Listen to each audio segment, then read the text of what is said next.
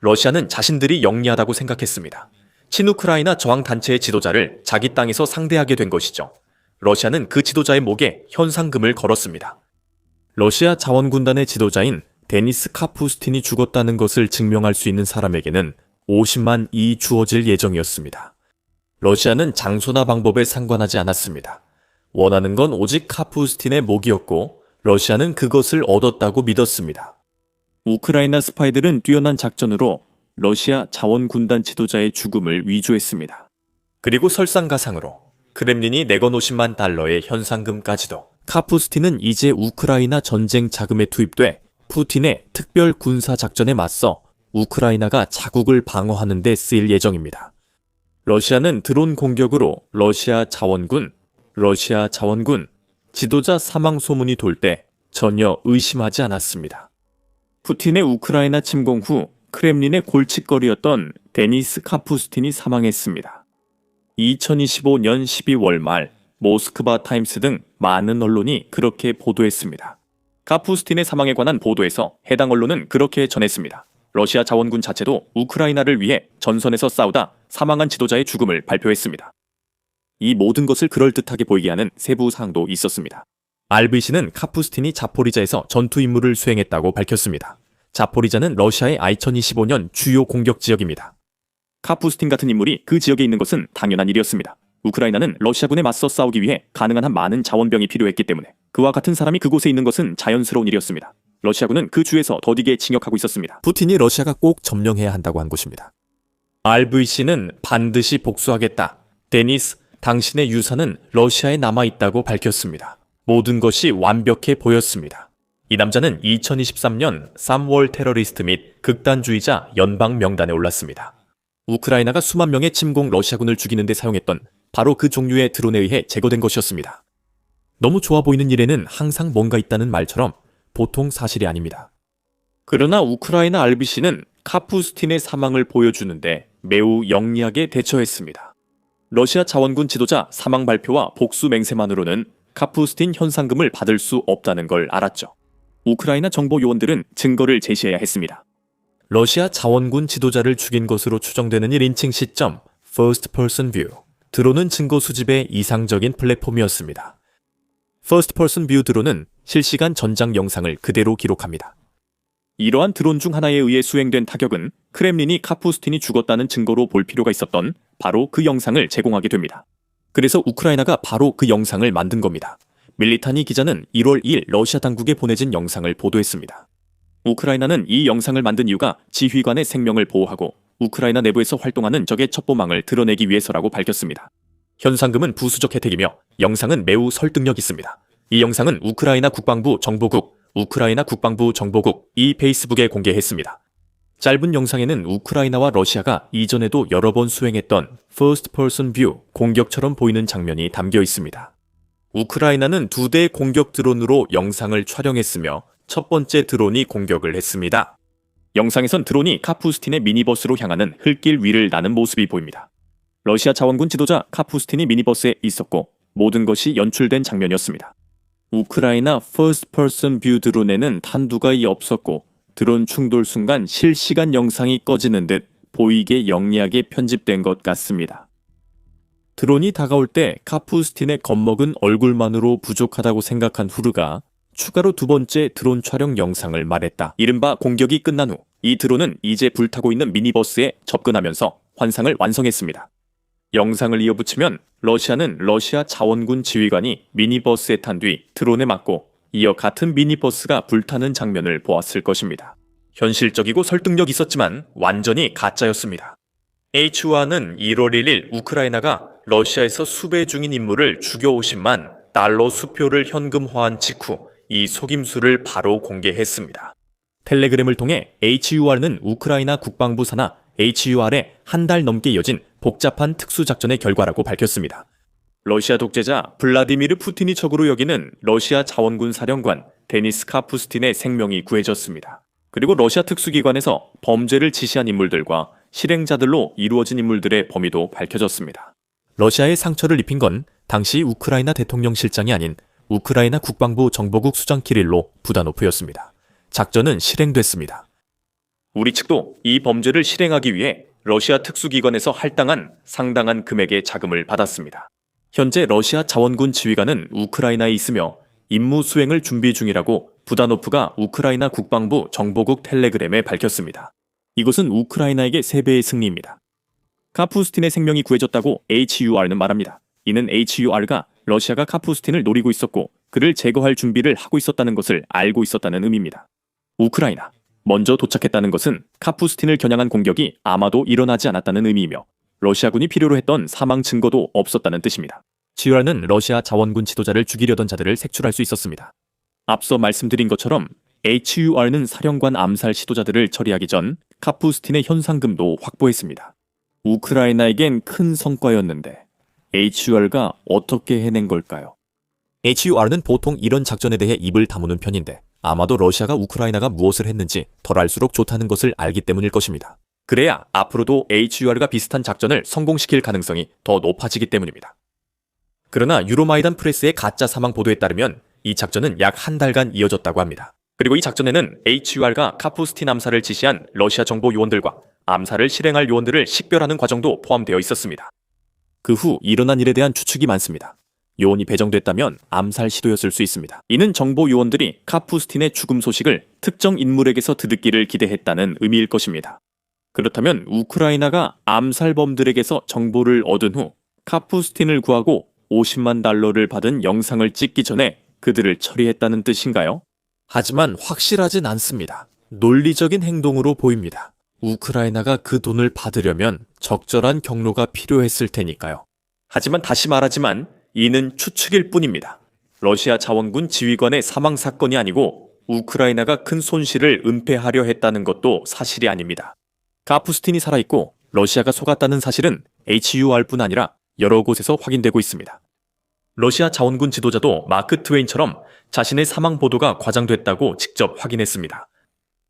1월 4일 우크라이나의 새로운 목소리는 러시아 자원군 지도자 카푸스틴이 텔레그램 영상으로 생존을 알렸다고 보도했습니다. 작전에 참여한 이들에게 감사한 뒤 카푸스틴은 자신의 사망 소식에 이런 큰 반응을 예상 못했다고 했습니다. 그는 이번 군사작전을 완벽한 성공이라며 우크라이나 국방정보국, 우크라이나 국방부 정보국, 이 러시아에 흘린 허위 정보도 복잡한 작전의 일부였다고 밝혔습니다. 카푸스틴은 아직 동료 자원병들과 싸우고 있다고 밝혔습니다. 러시아는 매우 위험한 인물이 제거됐다는 희망을 품었지만 죽었다고 생각했던 그 인물이 여전히 싸우고 있다는 사실을 알게 되면서 그 희망이 산산조각 났습니다.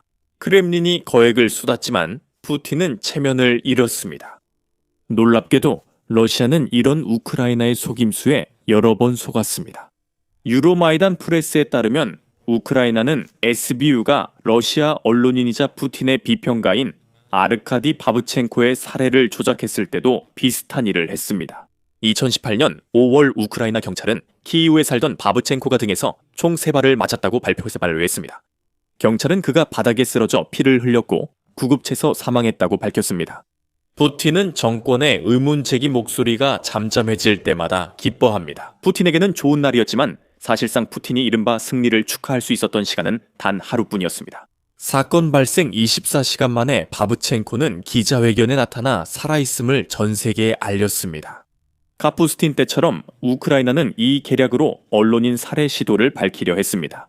바브첸코도 지적했듯 다른 이들도 푸틴의 분노를 피했을 수 있습니다. 제 목숨이 구해졌습니다. 하지만 더 중요한 것은 더 심각한 테러 공격들이 예방되었다는 점입니다. 라고 바브첸코는 자신이 살아있음을 밝히며 말했습니다.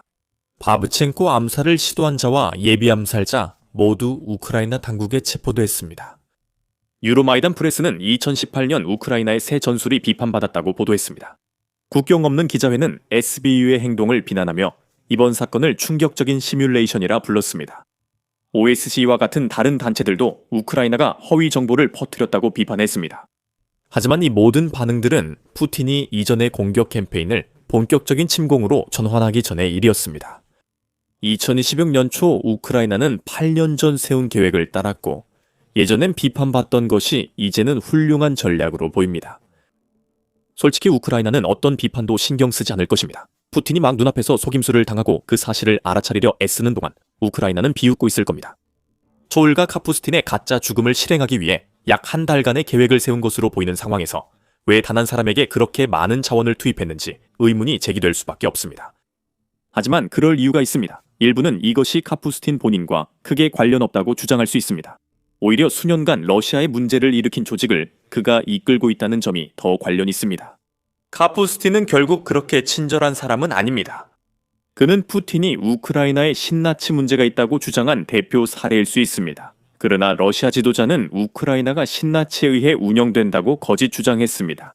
푸틴이 카푸스틴을 그 범주로 본다면 맞는 말입니다. 노바야 가제타는 2025년 12월 27일 카푸스틴 사망설을 보도하며 러시아 자원군 지도자의 복잡한 과거를 언급했습니다. 그 매체에 따르면 그는 한때 모스크바에 살던 축구 훌리건이었고 젊은 시절 상당 기간을 독일에서 보낸 너나치 활동가였습니다. 2017년 키우 도착 2년 뒤 카푸스틴은 쉥겐 지역 입국이 금지됐습니다. 이곳은 여러 나라 국경 검문이 폐지된 유럽의 큰 지역입니다. 유럽연합회원국 대부분과 노르웨이, 스위스, 아이슬란드, 리히텐슈타인도 이 지역에 포함됩니다. 즉, 카푸스틴은 2019년부터 유럽 대부분에서 여행이 금지됐습니다. 카푸스틴 본인은 자신이 너나치였던 적은 없다고 부인하지만 한때 극우 성향을 가졌던 것은 인정합니다. 카푸스틴은 2023년에 내가 히틀러 경례를 하는 모습을 볼 일은 없을 것이라고 말했습니다. 하지만 카푸스틴이 쉥겐 지역에서 추방된 사실은 우크라이나가 러시아를 속이기 위해 이용한 이 남자가 과연 어떤 사람인지에 대한 많은 의문을 남깁니다. 하지만 푸틴에게 중요한 건 카푸스틴의 신념이 아니라 러시아 자원군 수장으로서의 성과입니다. 카푸스틴은 우크라이나의 주권 유지를 목표로 푸틴 제거에 적극 나서는 러시아 전투원 집단을 이끕니다. 카푸스틴은 푸틴 전복과 우크라이나 1991년 국경 회복을 목표로 RVC를 설립했습니다.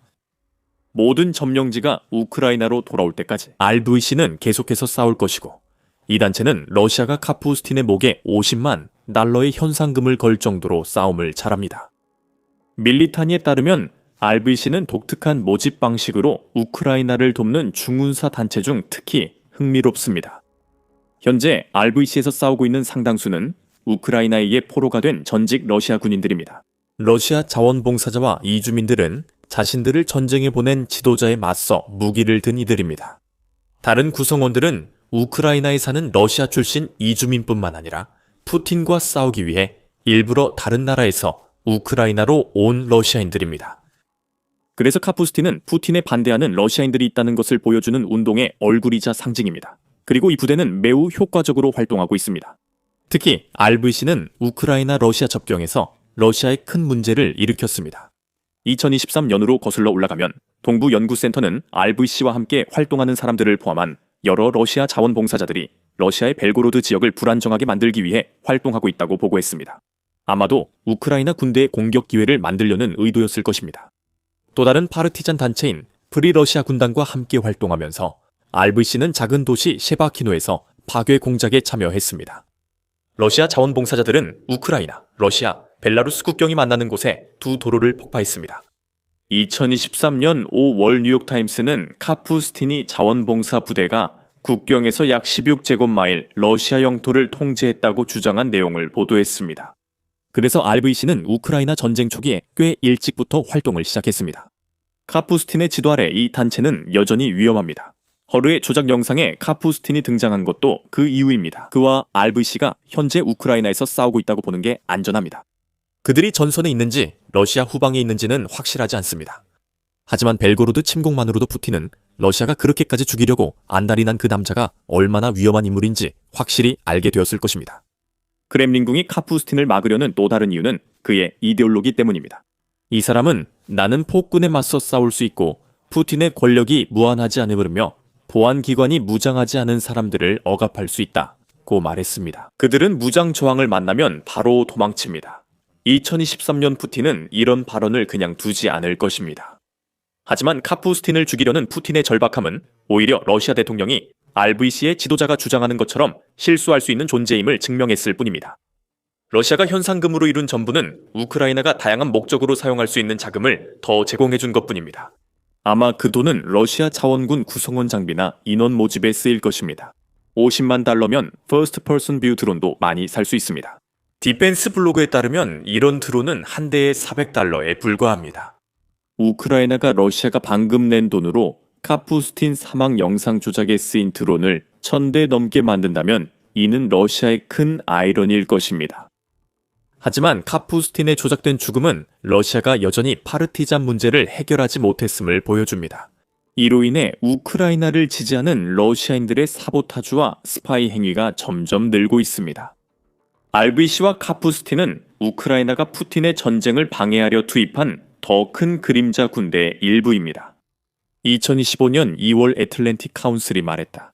광범위한 시민 저항운동가, 파르티잔, 그리고 군 특수부대 네트워크가 현재 러시아가 점령한 우크라이나 전역에서 활동하고 있으며 정보 캠페인부터 사보타주 작전까지 다양한 임무를 수행하고 있습니다. 카푸스틴의 죽음은 이런 운동들의 집단 사기를 겨냥한 것이었습니다. 현상금은 러시아가 이런 단체들을 얼마나 위험하게 보는지 보여줄 뿐이며 앞으로 이들의 성장과 작전이 더 늘어날 가능성이 높습니다. 우크라이나를 위해 자원봉사를 생각하던 러시아인들은 이제 크렘린의 허점을 직접 확인했습니다. 카푸스틴의 가짜 죽음은 전투원을 찾는 단체의 유용한 광고가 될 수 있습니다. RVC와 같은 단체들이 크리스마스를 앞둔 시기에 점점 더 효과적으로 변하고 있다는 많은 증거가 있습니다. 이 조직들은 러시아 물류를 지연시키고 모스크바 공군력을 타격하는 사보타주 작전을 펼쳤습니다. 우크라이나 파르티잔의 공격으로 러시아 안전지대가 불타고 있습니다. 자세한 내용은 영상에서 확인하세요. 우크라이나 정보기관이 러시아를 굴욕시키는 소식이 더 궁금하다면 더 밀리터리 쇼를 구독해주세요. 시청해주셔서 감사합니다.